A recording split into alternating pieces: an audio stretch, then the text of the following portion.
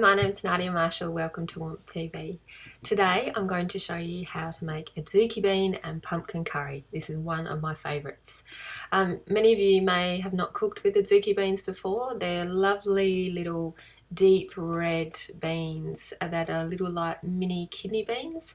They're cooked pretty quickly, particularly if you have a pressure cooker, so I highly recommend investing in one of those if you're going to be cooking legumes and pulses quite a lot. It certainly speeds up the process considerably, and they go really well with pumpkin. Another interesting thing about Adzuki beans is they, for whatever reason, can take quite a lot of salt, so you might be surprised how much salt you need to add to this dish to make it make the flavours really come together beautifully. This curry is very warming and hearty and comforting, but at the same time it sits in your belly beautifully. You won't feel heavy or overly full afterwards, and you'll feel that you digest it quite quickly. So it's a very Agni friendly meal. We make it at home all the time, but you might also want to make it for dinner parties if you've got friends coming over, because it's a little bit fancy and might impress them.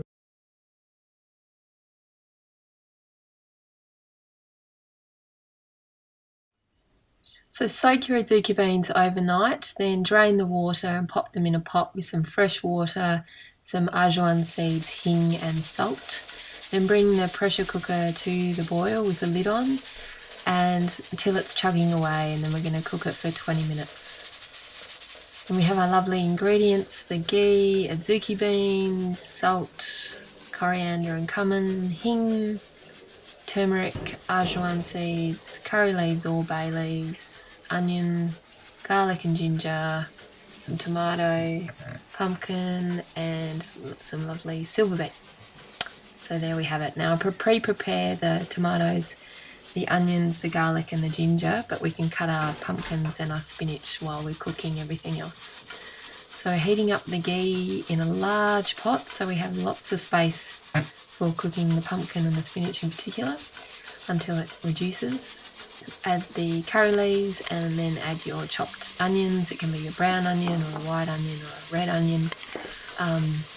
Doesn't matter, but I like brown onions or red onions generally.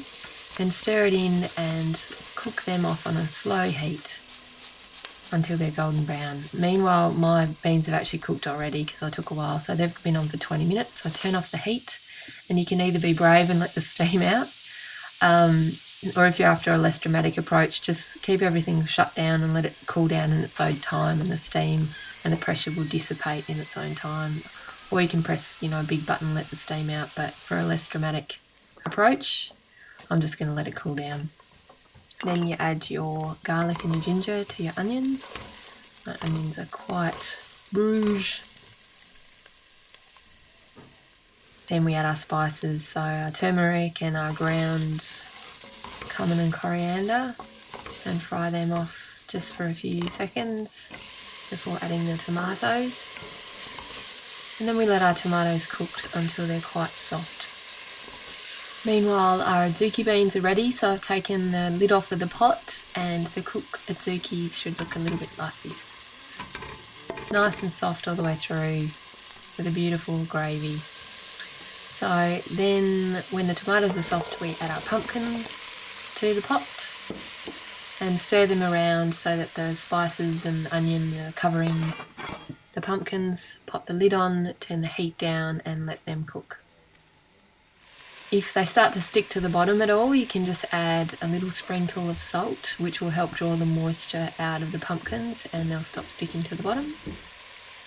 And then when they're nice and cooked all the way through, a little bit like this, then we add our Adzuki bean mix, all of it, to the pot. So it looks like this. So the pumpkins are quite soft, the Adzuki beans are quite soft, so we just finally have to add our spinach to the pot, which is quite full but will fully break down and eventually look a little bit like this. Delicious. Then we serve it up with some lovely basmati rice, ghee, squeeze of lemon juice, and salt and pepper to taste, and it's delicious. Wait till you try it. Enjoy.